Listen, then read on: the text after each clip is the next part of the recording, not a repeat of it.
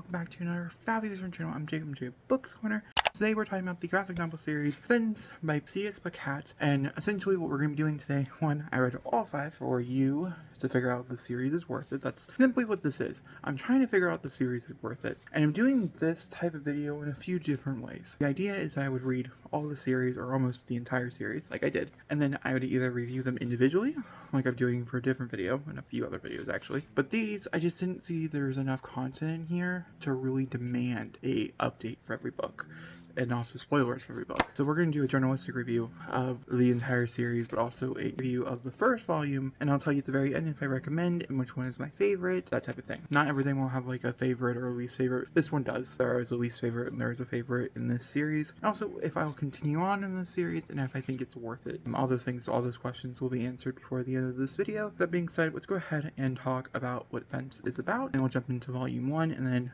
we'll do a whole series overview. Fence follows our main character Nicholas, as he is the legitimate son of a very famous fencer. He ends up going against his soon-to-be arch-rival justice, Senji. Senji ends up winning, and they end up going to the same exact school and training to be on the same exact team to go against the team that has the actual legitimate son of the person that he believes his father is. And that is essentially what the story is about. I want to say there's a lot of queer rep in it. I don't love everything about it for the queer rep, and I also have to say it's an extreme slow burn romance to the point where I'm like, I'm not even sure if it is a full romance. Stoned Jacob, I'll say that, because I did read these two while under the influence of marijuana. Definitely would disagree with me on that one, and you'll maybe reflect that in other places. Let's go ahead and do a review for Fence Volume 1. Get out all the ideas in the things here. First things first, thing to know, I did not love the Captive Prince. I felt like the Captive Prince was very exploitive, and I did not really enjoy it when I read it. That was so many years ago. I'm wondering if I would have a completely different stance on it, but at this very moment in time, that's how I feel about C.S. Pacat beforehand, so I was really curious to jump into Fence, which is a really well-loved series, and especially in the queer space, and so I was curious to see what that would mean. Because one, I wasn't really sure how I was going to feel about it. There's a character in here named Bobby, who I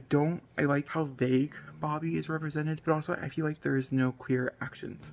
Also, everybody seems to be a little gay, which is always fun. I love that in the story. And of course we do. So we have these two. This is our main character Nicholas, and this is Senji, who's basically also a main character. They end up being roommates, and they end up fighting head to head, and honestly, it is a very cute friendship that develops, but I don't think the relationship is developed enough. Now, once again, we're talking about the first volume. So once again, I basically did tell you the premise of volume 1 when I talked about the premise of the series, and if you're looking for like a really strong gay romance at your heart, no, I'm sorry, this is not the series for you. There's a lot of other romances throughout, but not of the main two, at least in the first 5 volumes of the book. I'm wondering if I know that she made them into full-length novels at one point, so I wonder if those ones are more up the aisle that I was looking for. Also, if we're looking for fencing in general, this is great. I highly recommend if you're looking for a sports-based book that has to do with queer characters. I think these are good. I think they'll get your scratch itch, especially if you like fencing. So much fencing, which makes sense for a book called Fence. Honestly, should have probably read the title better.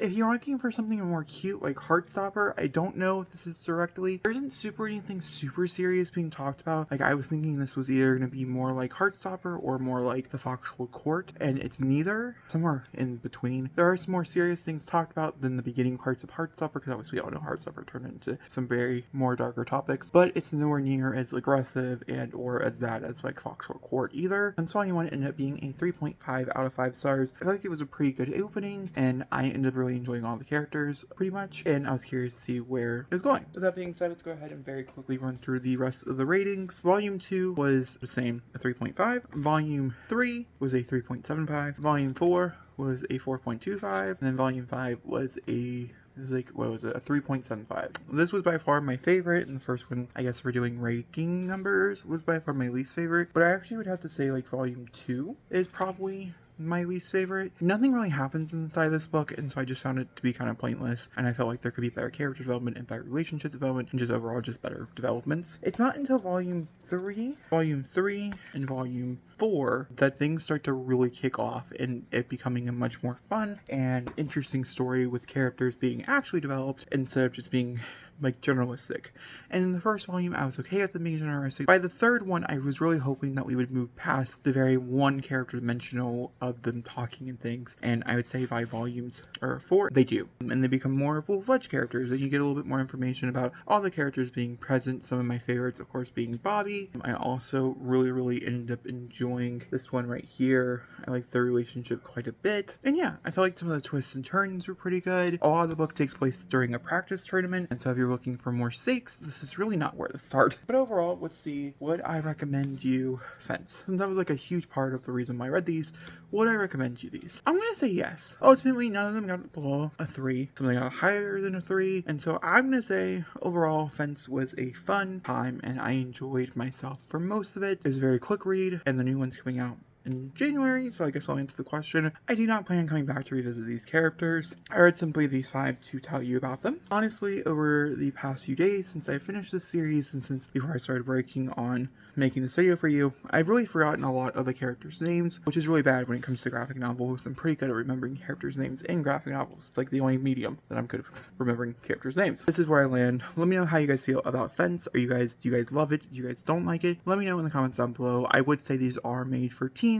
These are not adult graphic novels. These are not YA graphic novels. They do fall in the line perfectly with a good old teen audience, and so that is something that you are interested in, then yeah, I would also recommend. And once again, it is filled with queer characters, so you also have that going for you. And also, do you guys enjoy videos like this? Do you guys want me to do other Vics?